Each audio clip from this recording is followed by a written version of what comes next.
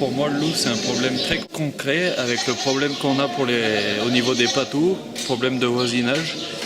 Je suis allé au tribunal hier, j'ai été relaxé, mais j'avais vraiment pas gain de cause au départ.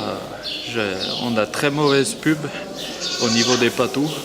Je suis venue dans cette exploitation pour apporter la solidarité de la FNSEA à ce jeune agriculteur et à ses parents. Aujourd'hui, la présence de patous pour préserver les chèvres dans ce troupeau cause des problèmes de voisinage. C'est compliqué de concilier l'activité économique agricole avec la nécessaire protection par rapport aux loups.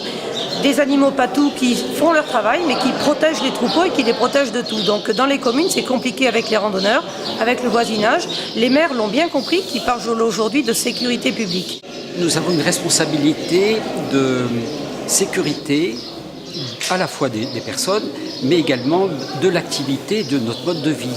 Donc on est nécessairement partie prenante de ce qui se passe ici dans nos territoires.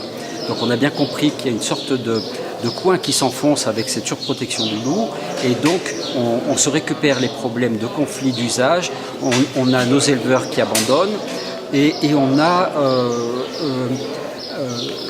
une action qui est découpée de l'action des éleveurs. En fait, on a une culture citadine qui ignore la réalité de cette culture agricole, et ce clivage est de plus en plus fort.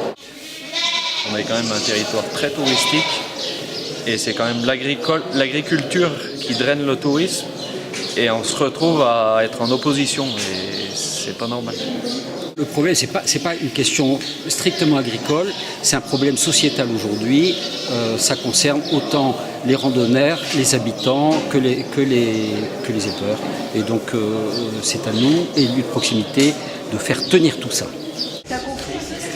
Ce que j'attends du syndicalisme, c'est une action partagée en frères, si je puis dire, entre l'action des élus et l'action des syndicats.